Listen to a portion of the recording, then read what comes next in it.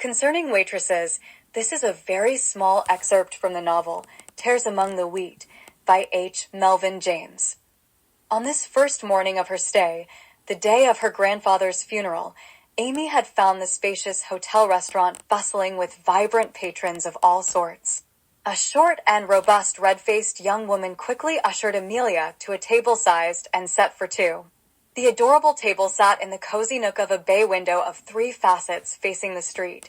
The windows were adorned in starched and pressed white-laced curtains, another of several tasteful appointments Amy noticed and appreciated. As she took her seat, a slight touch of the table caused it to slightly wobble. It seemed too minor for complaint, especially since the restaurant was crowded and several pairs of eyes were already peering at her.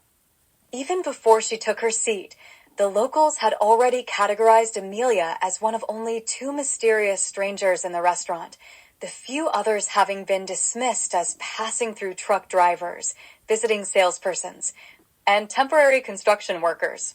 Rather than to draw attention to herself by complaining of the wobbly table, or worse yet trying to reposition it, she decided to exercise care, good manners, and keep her idle hands in her lap, all to avoid rocking the table and causing her drinks to splash over their brims. As the waitress handed the menu to Amy, she apologized. "Please excuse the wobbly table, ma'am. It's not the fault of the table, you see. The floor is uneven at this one spot out of all of the floor space in the hotel and restaurant. The late Orlov Mielke, God rest his soul, and his father before him, tinkered to fix it. No matter how well the floor was releveled the next change between winter and summer, either way, made the floor buckle again, always only slightly and only in this one spot. Shall I bring you coffee while you look over the menu?" While Amy sipped her coffee, taking care not to wobble the table, she casually observed the bustling restaurant activity and its vibrant diners. Waitstaff whisked about the crowd with dizzying speed, carrying huge trays of steaming food from the kitchen and huge jumbled trays of empty dinnerware back to the kitchen, all precariously sailing overhead. As the daughter of a truck stop diner waitress, Amy was well acquainted with the routine, but not a routine of such size and activity. Nevertheless, she was amazed.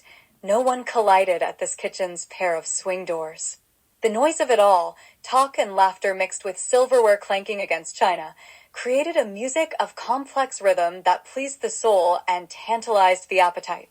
The atmosphere of the large room was warmly filled with fabulous aromas of coffee and bakery, maple and molasses, cinnamon and sizzling bacon, and the fresh-cut flower arrangement adorning every table.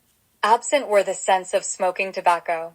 As attractive calligraph signs directed, the persnickety Mrs. Mielke had set up a smoking room off the hotel lobby, behind 2 enormous French doors and a windowed wall, through which one could observe a couple of groupings of stuffed chairs, coffee tables, racks of magazines and newspapers, and a scattering of ashtrays.